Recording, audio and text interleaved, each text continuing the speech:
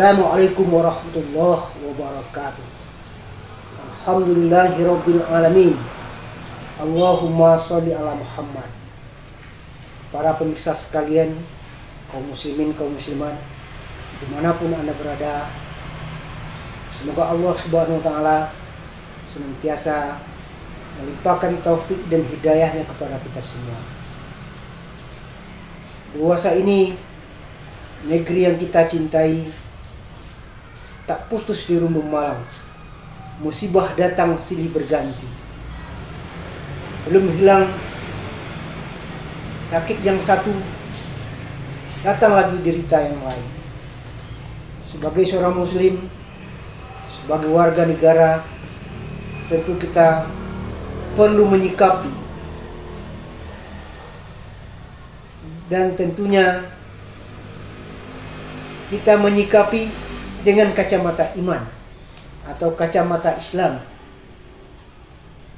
bahwa bagi seorang muslim, masalah musibah atau ujian itu adalah merupakan sunatullah yang tak bisa kita hindari.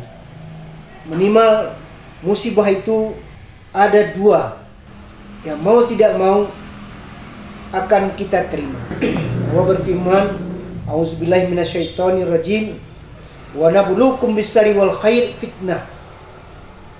Kami uji kamu, kata Allah. Baik ujian itu berupa kesusahan atau kita diuji dengan kesenangan.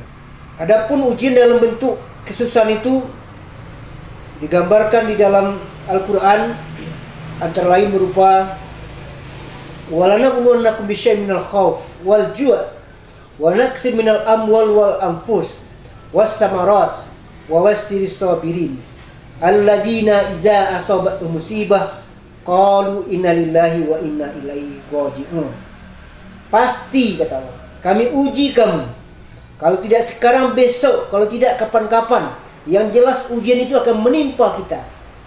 Boleh jadi diuji dengan khauf, ada perasaan takut, wal ju' atau kelaparan, wa naqsim minal amwal, kekurangan harta, bisa jadi wal anfus, kematian, was samarat, habis tanam-tanaman, wa bashshiris sabirin, beri kabar gembiralah orang-orang yang sabar, yakni mereka ketika menerima musibah itu berucap inna lillahi wa inna ilaihi raji'un.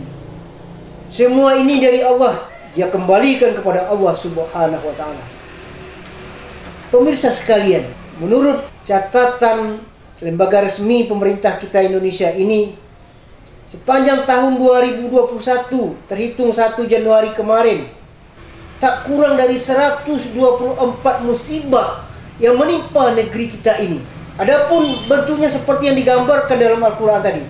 Ada yang membuat kita takut, seperti gempa, tanah longsor, angin puting beliung, dan musibah-musibah lain.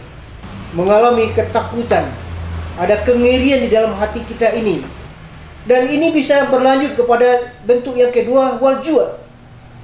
Karena ada bencana alam, terputus transportasi, sulit untuk mengirimkan berbagai bantuan bahan makanan pokok umpamanya, wal ju' mendatangkan kelaparan, wa naqsim minal amwal atau habis harta. Dalam sekejap harta itu bisa habis. Musibah kebakaran umpamanya, beberapa hari yang lalu saudara-saudara kita di pesantren Cahaya Islam mendapat musibah, mengalami kerugian yang tidak sedikit, dan begitu juga di tempat-tempat yang lain. Wal anfus, bahkan ada yang merenggut nyawa, diuji dengan kematian. Dalam sekejap saja Allah cabut nyawa sekian banyak orang. Ini bahagian dari ujian-ujian yang akan kita terima.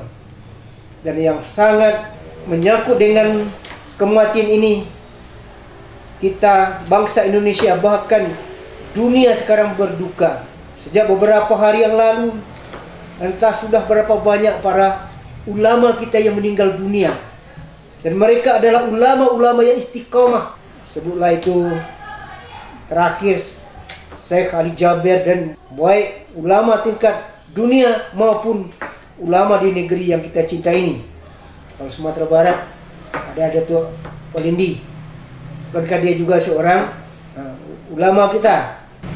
Atau pejuang yang komitmen keislamannya tidak diragukan, seperti Dr. Irfianda Abidin dan lain-lain.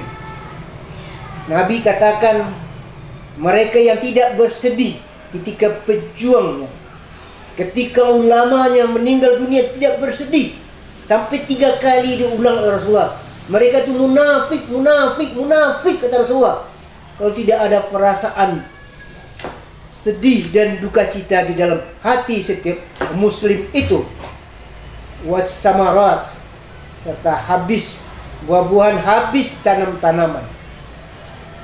Jadi orang beriman ketika ditimpa oleh musibah itu, dia hadapi dengan penuh kesabaran. Dan sekaligus ini dijadikan iktibar.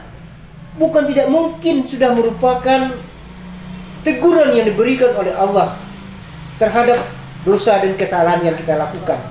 Wa daraballahu qaryatan kanat aminatan mutmainnah ya'tiha rizquha rawadan min kulli makan fa azaqul basal ju' wal khauf bima kanu yasnaun.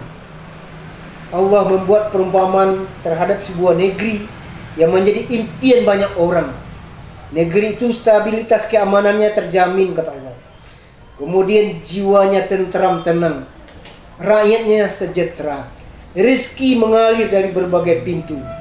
Digambarkan dalam ungkapan orang Minang, negeri yang ayahnya janiyah, ikannya jinak, sayaknya landai, sawahnya menjadi, jagungnya mupiah, teranak bakal membiak, orang kampung aman santoso, kafarat.